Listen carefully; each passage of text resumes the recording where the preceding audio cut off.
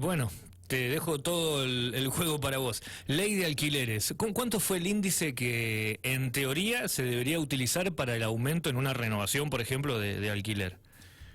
Bueno, son dos cosas distintas. Sí. Es decir, si hablamos de lo que compete al incremento de los contratos que ya traían una dinámica a partir de la nueva ley de alquileres, hoy nos encontramos con que hay que aplicarles un aumento regido por el gobierno, lógicamente, de un 48%, lo cual estimamos que en el mes de septiembre a finales va a concluir estimativamente en un 50%.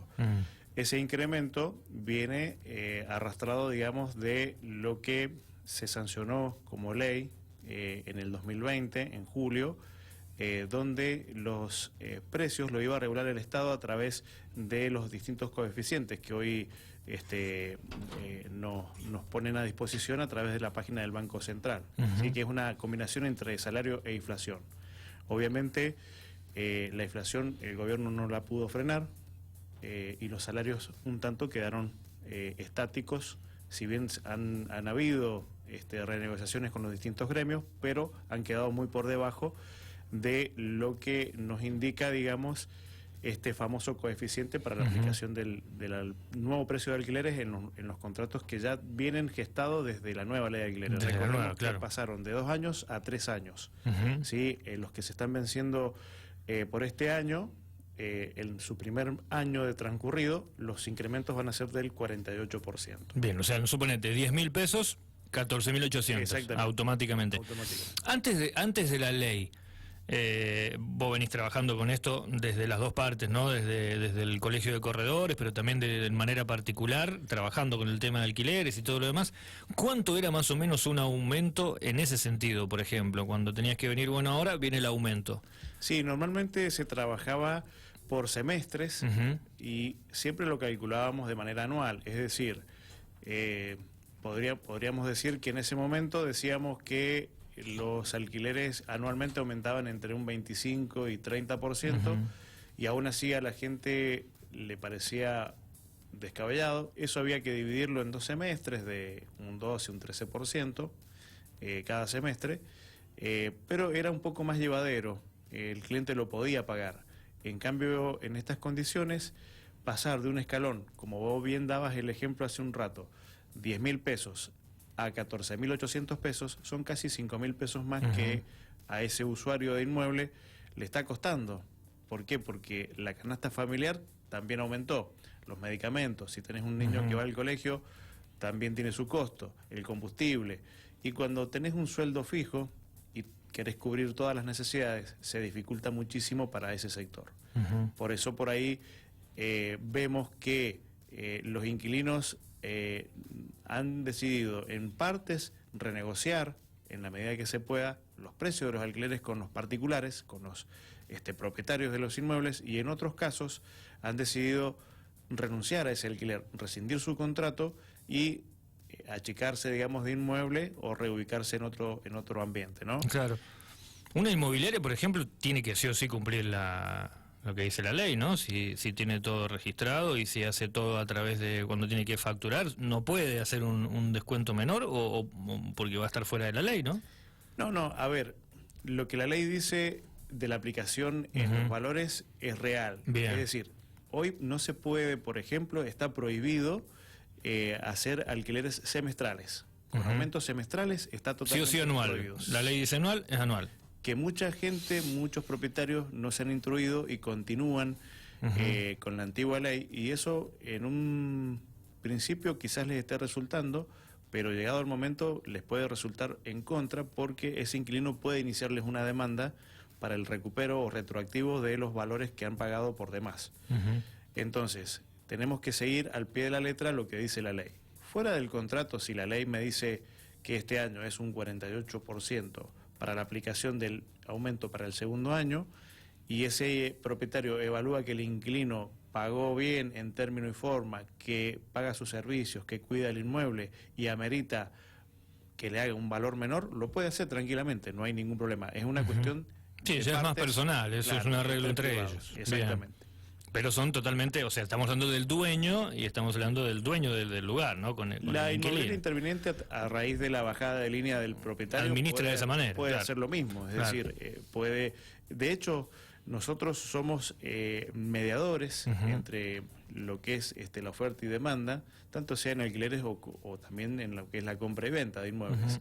Pero en lo que es materia de alquileres, siempre la inmobiliaria interviniente, y tiene que ser con un profesional matriculado por el Colegio de Corredores Públicos Inmobiliarios, va a poder asesorar bien a las partes, va a poder indicar cuál es el camino más correcto y siempre dentro del marco jurídico legal, sin dañar a las partes, porque se entiende que en el medio hay un profesional y que las partes, al hacer un negocio, ese negocio tiene que ser equitativo para ambas partes. No puede beneficiarse uno más que el otro, porque lógicamente también está penado por la ley. Bien.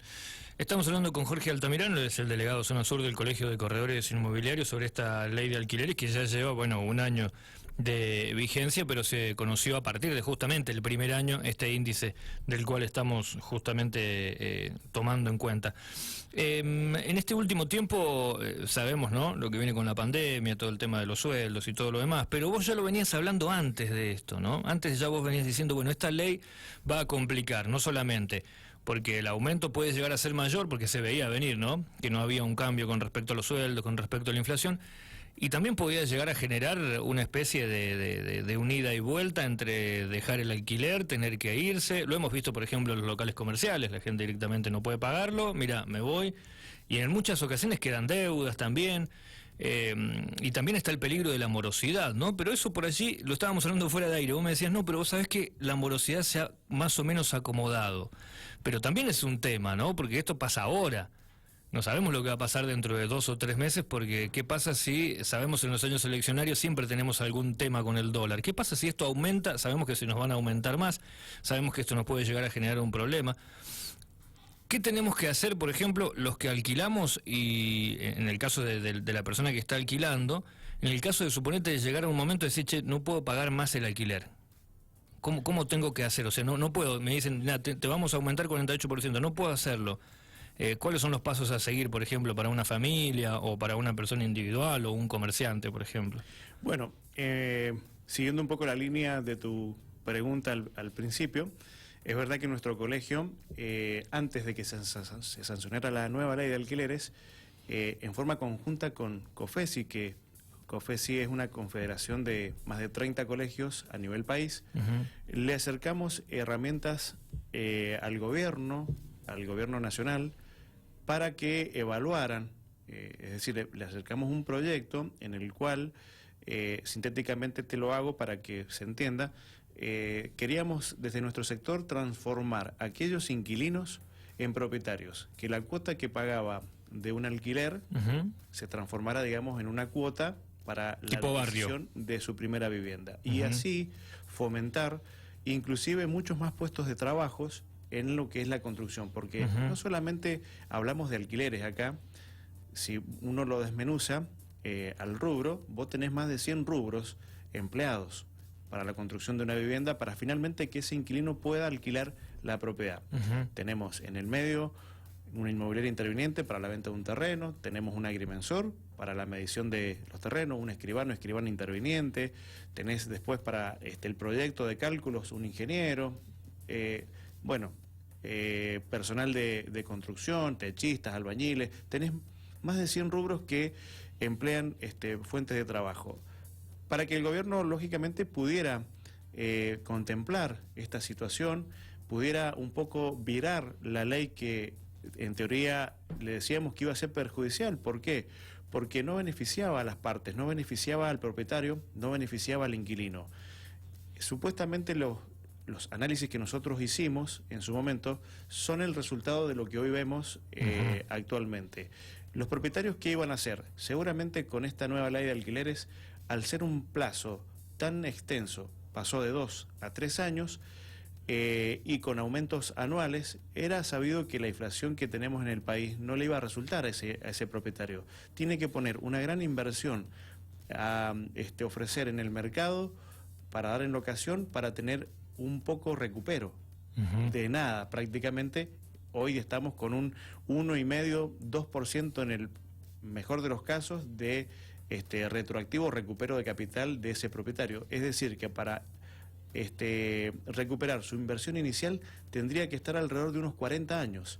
Y es muchísimo, es la mucho, peor, si es una vida completa. Es la peor, el peor recupero de capital de la historia. Entonces, nosotros lo que queríamos era justamente fomentar más ofrecimiento.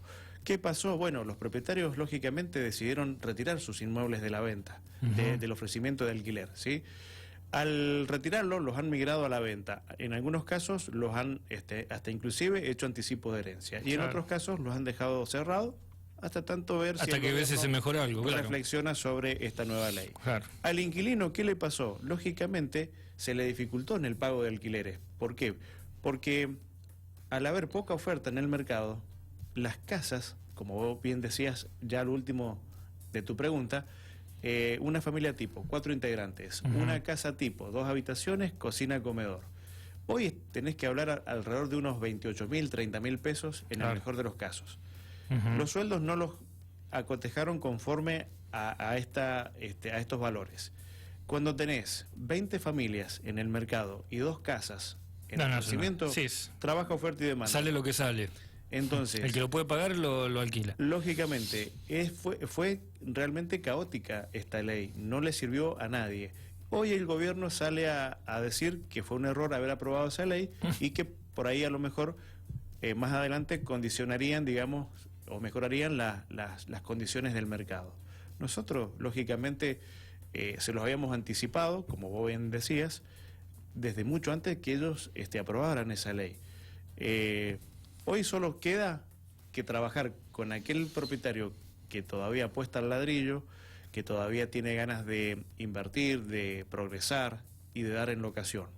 Otro camino no tenemos. ¿Por qué? Porque los créditos que debería el gobierno hoy favorecer, sobre todo a la clase media, hoy no lo tenemos. Tenemos créditos con muy alta tasa de interés, lo cual tampoco lo beneficia a ese inquilino para poder tomarlo y poder hacer una propiedad, poder hacer una casa propia. Hoy los créditos que han lanzado recientemente oscilan en los 2 millones, 3 millones de pesos.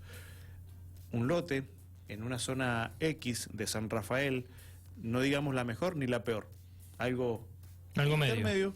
Estamos hablando de esos valores. O sea, un lote hoy vale 2 millones de pesos en la mejor zona, en una zona intermedia. ¿Qué me queda para construir? O sea, nada. Te falta capaz, sacar la cuenta. Que el valor de la construcción hoy, tirado por la Cámara de la Construcción Mendocina, está en el orden de los 73.000 pesos. Saquemos la cuenta, una casa de 50 metros cuadrados, tenemos 3,5 millones arriba.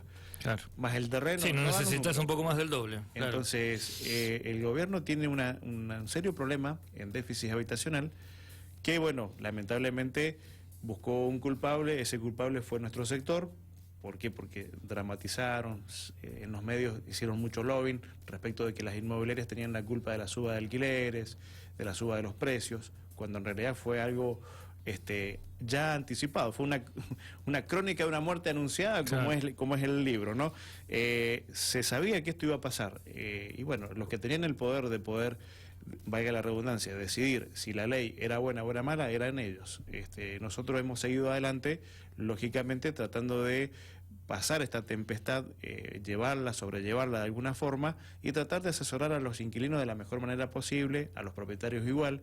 Los inquilinos por ahí, cuando ya vemos que no pueden seguir sosteniendo ese pago de alquiler, bueno, se trata de renegociar con el propietario para que baje un poquito el precio y si le interesa tener el inquilino, y en el peor de los casos tratamos de que ese inquilino reubicarlo en otro lugar donde sea un poco más acorde al bolsillo de esa persona, ¿no?